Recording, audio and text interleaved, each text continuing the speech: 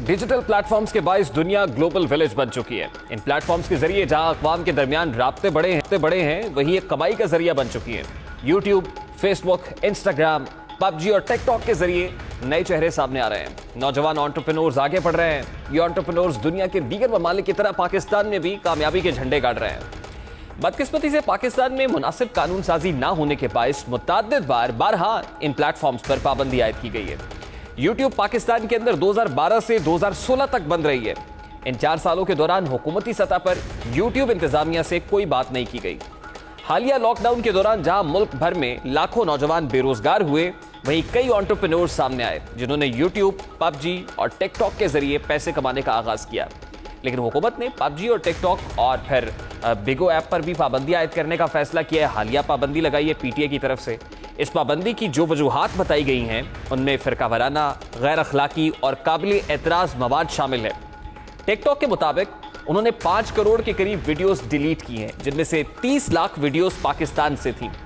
TikTok को पाकिस्तान में तकरीबन 3 करोड़ 90 लाख मरतबा डाउनलोड किया जा चुका है और ये गुज़श्ता साल व्हाट्सएप और फेसबुक के बाद तीसरी सबसे ज्यादा डाउनलोड की जाने वाली ऐप थी। इसी तरह बिगो लाइव को 1 करोड़ 70 लाख मरतबा डाउनलोड किया जा चुका है और यह मुल्क की 19वीं सबसे ज्यादा डाउनलोड की जाने वाली ऐप है। अब हुकूमत का मौक़िफ़ यह है कि इतनी मकबूलियत के बावजूद बिगो और टिकटॉक ने पाकिस्तानी हुक्काम के नोटिस पर जवाब नहीं दिया, कोई कान नहीं धरा है, जिसके बाद उन पर पाबंदी आयद की गई है।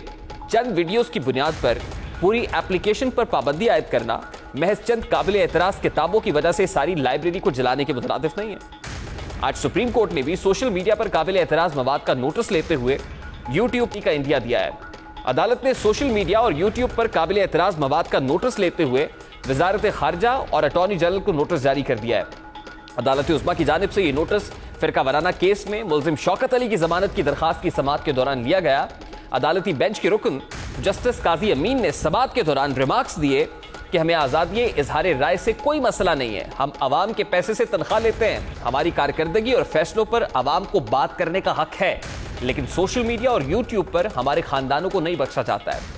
उन्होंने कहा कि निजी जिंदगी का हक भी हमें आइन देता है। यूट्यूब पर कोई चाचा तो कोई मामा बनकर बैठ जाता है, जजेस को शर्मिंदा किया जाता है, अदलिया, फौज और हुकूमत के खिलाफ लोगों को उकसाया जाता है। जस्टिस काजी अमीन बोले कि कल हमने फैसला दिया और वो यूट्यूब पर शुरू हो गया, हम तहम्मुल का मुजाहरा कर रहे हैं, आखिर इसका इख्तिताम तो होना है। साथ ही बेंच के रुकन जस्टिस मुशीर आलम ने रिमार्क्स दिए कि अमेरिका और यूरोपीय यूनियन के खिलाफ मवाद यूट्यूब पर डालकर दिखाएं, कई ममालिक में यूट्यूब बंद है। जस्टिस काजी अमीन ने पूछा कि क्या FIA और PTA ने देखा है कि यूट्यूब पर क्या हो रहा है, ऐसे जुर्म के मुर्तकिब कितने लोगों के खिलाफ कार्रवाई हुई, ये सवाल भी किया गया। इस पर अदालत ने PTA हुक्काम ने बताया कि हम इनफरादी मवाद को नहीं हटा सकते हैं। अब यकीनन सोशल मीडिया एक शुतर बेमुहार बन चुका है, इसे लगाम देने की जरूरत है। काबिल एतराज वीडियोस को हटवाने के लिए हुकूमत को किरदार अदा करना चाहिए, लेकिन महज चंद वीडियोस की बिना पर पूरी एप्लीकेशन पर पाबंदी समझ से बालातर है। बेरोजगारी का शिकार नौजवान एंटरप्रेन्योर्स के कमाई का एक बड़ा जरिया क्यों छीना जा रहा है? यही नहीं बल्कि पाकिस्तान को ज़र मुबादला में इजाफे के बड़े मौके से महरूम रखा जा रहा है।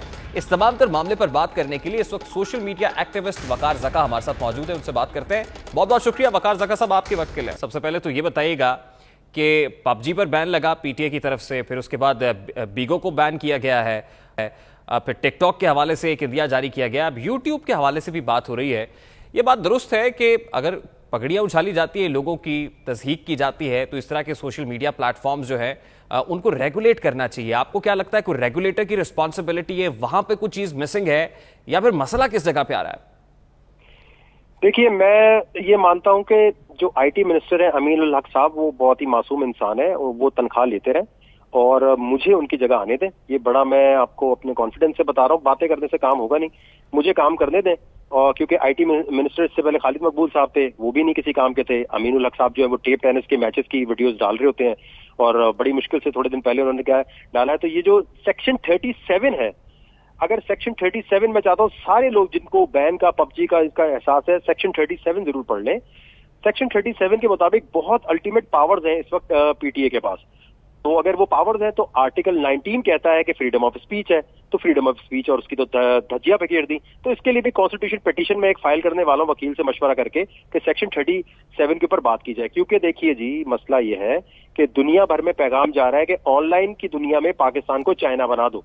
सेंसर कर दो, हर चीज सेंसरशिप में ले जाओ और सारे बड़े बड़े इदारे जो है यहाँ से अपना रेवेन्यू खींच लें, सारे बड़े बड़े इदारे अपना स्पॉन्सर यहाँ से खींच लें।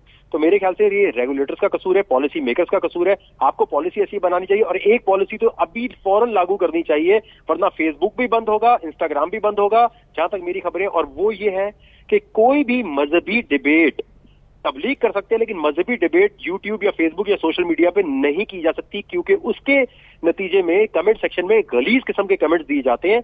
ये जो भी आपने मुनाजरा करना है वो मस्जिद में बैठ के करें, जहां पर तालीमी और तालीम याफ्ता लोग हों। जिस दिन ये बंद कर देंगे सोशल मीडिया साफ हो जाएगा। बिल्कुल ठीक है। आप रेगुलेशन की बात करें ना कि हुदूदो कयूद का पाबंद होना चाहिए। आपको याद होगा कि पिछले दिनों जब इसकी रेगुलेशन के हवाले से बहुत बात उठी थी, तो फेसबुक के जो नुमाइंदे हैं उनको तैनात करने की बात हो रही थी कि पाकिस्तान में इन ऐप्स के नुमाइंदे जो है उनको चाहिए कि अपना ऑफिस यहाँ पे एस्टैब्लिश करें ताकि पीटीए उनके साथ जो है वो लाइजन के अंदर आ सके। तो जब इस तरह की बात होती है तो फिर इन ऐप्स के तरफ से, कंपनीज की तरफ से जो है वो भी कुछ सपोर्ट नहीं दी जाती है। तो आपको नहीं लगता कि उस एंड से भी जो है बहुत रिजिडिटी शो की जाती है, कोई फ्लेक्सिबिलिटी शो नहीं की जाती और हम अपने घुटने टेक देते हैं? नहीं सर, इसमें सबसे मैं अहम आपको एक बात बता दूं, ये इसकी एग्जाम्पल इस तरह है। टिकटॉक को इन्होंने दी है लास्ट वार्निंग, ये बोला है ना पीटीए ने, मुझे जरा correct me if I am wrong. जी जी बिल्कुल। अच्छा, ये लास्ट वार्निंग दी किसको है? ये बाइट डांस के नाम से कंपनी है चाइनीज, क्या उसको लास्ट वार्निंग दी है पीटीए ने? क्या देखो भाई, अगर तुमने यहाँ नाजेबा कंटेंट जाने दिया या आपने टिकटॉक कंटेंट मेकर्स को दिए, ये जरा वाजे कर दें। पहली बात तो ये है कि इन्होंने आज तक ईमेल ही नहीं भेजी किसी को, और दूसरी बात ये है कि यूट्यूब और फेसबुक के लिए पाकिस्तानी मार्केट बहुत छोटी है, उनके लिए लीज कंसर्न है। कल को आप ज्यादा बोलेंगे वो कहेंगे ठीक है जी, हम आप बंद कर दें यहाँ से, यहाँ पर हमारा ऑफिस, वरना फेसबुक भी बंद होगा, इंस्टाग्राम भी बंद होगा, जहां तक मेरी खबरें। और वो ये है कि कोई भी मजहबी डिबेट तबलीग कर सकते हैं, लेकिन मजहबी डिबेट यूट्यूब या फेसबुक या सोशल मीडिया पे नहीं की जा सकती, क्योंकि उसके नतीजे में कमेंट सेक्शन में गलीज किस्म के कमेंट्स दिए जाते हैं। ये जो भी आपने मुनाजरा करना है वो मस्जिद में बैठ के करें, जहां पर तालीमी और तालीम याफ्ता लोग हों। जिस दिन ये बंद कर देंगे सोशल मीडिया साफ हो जाएगा। बिल्कुल ठीक है। आप रेगुलेशन की बात करें ना कि हुदूदो कयूद का पाबंद होना चाहिए। आपको याद होगा कि पिछले दिनों जब इसकी रेगुलेशन के हवाले से बहुत बात उठी थी, तो फेसबुक के जो नुमाइंदे हैं उनको तैनात करने की बात हो रही थी कि पाकिस्तान में इन ऐप्स के नुमाइंदे जो है उनको चाहिए कि अपना ऑफिस यहाँ पे एस्टैब्लिश करें ताकि पीटीए उनके साथ जो है वो लाइजन के अंदर आ सके।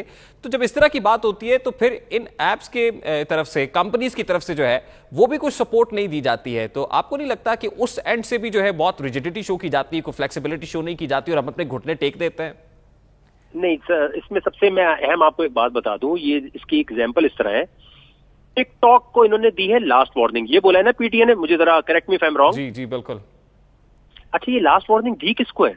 ये बाइट डांस के नाम से कंपनी है चाइनीज, क्या उसको लास्ट वार्निंग दी है पीटीए ने? क्या देखो भाई, अगर तुमने यहाँ नाजेबा कंटेंट जाने दिया या आपने टिकटॉक कंटेंट मेकर्स को दिए, ये जरा वाजे कर दें। पहली बात तो ये है कि इन्होंने आज तक ईमेल ही नहीं भेजी किसी को, और दूसरी बात ये है कि यूट्यूब और फेसबुक के लिए पाकिस्तानी मार्केट बहुत छोटी है, उनके लिए लीज कंसर्न है। कल को आप ज्यादा बोलेंगे वो कहेंगे ठीक है जी, हम आप बंद कर दें यहाँ से, यहाँ पर हमारा ऑफिस, वरना फेसबुक भी बंद होगा, इंस्टाग्राम भी बंद होगा, जहां तक मेरी खबरें। और वो ये है कि कोई भी मजहबी डिबेट तबलीग कर सकते हैं, लेकिन मजहबी डिबेट यूट्यूब या फेसबुक या सोशल मीडिया पे नहीं की जा सकती, क्योंकि उसके इनका पाकिस्तान में कोई इंटरेस्ट नहीं है। बट एट व्हाट कॉस्ट वकार ज़का साहब? फिर हमें जो कॉस्ट बर्दाश्त करना पड़ रही है सर, इसलिए उसका कौन कसूरवार है? इंटरेस्ट इसलिए नहीं है कि यहाँ पर जला दिया जाएगा कल को ऑफिस किसी मजहबी चक्कर में, या फिर पीटीए बैन करेगा। जो इतनी हैवी इन्वेस्टमेंट पेपैल, अमेजॉन वगैरह यहाँ लेकर आएंगे फेसबुक, उसका जिम्मेदार कौन होगा? उसकी गारंटी कौन देगा? दुनिया में कौन सा मुल्क है जहां पर फेसबुक या यूट्यूब के साथ ये सलूक होता है? एक ज़मीनी सवाल मेरा ये है कि आप फ्रीडम ऑफ स्पीच की बात कर रहे हैं, आर्टिकल 19 की बात कर रहे हैं, लेकिन आप अब कभी कश्मीर इशू की बात करें फेसबुक के ऊपर, तो उसके बाद देखिए कि पोस्ट कैसे हटा दी जाती है। तो क्या यहाँ पे आर्टिकल 19 लागू नहीं होता फिर? नहीं, बिल्कुल, मैं आपको क्लियर कर देता हूँ बात। देखिए, अगर मैं दूंगा गाली, ठीक है, अगर मैं दूंगा इसमें कोई बदतमीजी, तो उसके अंदर एक चीज है रिपोर्टिंग। ये जो पीटीए कह रहा है मैं रिपोर्टिंग पे बंद कर रहा हूँ, फेसबुक के पास ये अथॉरिटी ही नहीं है, यूट्यूब के पास नहीं है कि वो बंद कर दे किसी का भी। ठीक है, आप कह रहे हैं कि डिजिटल इकोनॉमी को ठेस पहुंचेगी, तो बॉटम लाइन क्या है फिर? अब क्या रेगुलेटर को अपना रोल प्ले करना है, कोई सख्त शराइत आयद करने की जरूरत है, इसको रेगुलेट करने की जरूरत है, या फिर क्या है बॉटम लाइन? क्या है इसका, कैसे सम अप करेंगे इसको आप? बॉटम लाइन ये है कि जी 60 साल से ऊपर के लोगों को नहीं इस इदारे में बैठना चाहिए पीटीए के, क्योंकि वो नहीं समझ सकेंगे। और दूसरी बात ये कि मैं आज फिर ये कह रहा हूं, क्योंकि देखिए बातें बहुत लोग करते हैं, मैं प्रैक्टिकल पे बिलीव करता हूं। मुझे 1 महीने के लिए पॉलिसी मेकिंग दे दे, मैं फ्री ऑफ कॉस्ट तनख्वाह लिए बगैर पॉलिसी बना के देता हूं। एटलीस्ट मुझसे लें तो सही। मैं ईमेल कर करके थक गया, उसका जवाब नहीं देते। आप पॉलिसी मैं आपको पूरी बना के देता हूं। एस्टोनिया से लेकर दुनिया की ट्रैवलिंग के बाद मेरे पास एक एक की पॉलिसी पड़ी हुई है, मैं आपको वो देता हूं। अगर वो कारामद नहीं होती तो मेरे मुंह पे कहते हैं जी आप गलत बोल रहे हैं। ठीक है, बहुत बहुत शुक्रिया वकार ज़का आपका। वकार ज़का हमारे साथ मौजूद थे, गुफ्तगू आपने सुनी। यहाँ एक ब्रेक लेंगे, जिसके बाद बात करेंगे दुबई में लाखों अफराद बेरोजगार होने जा रहे हैं।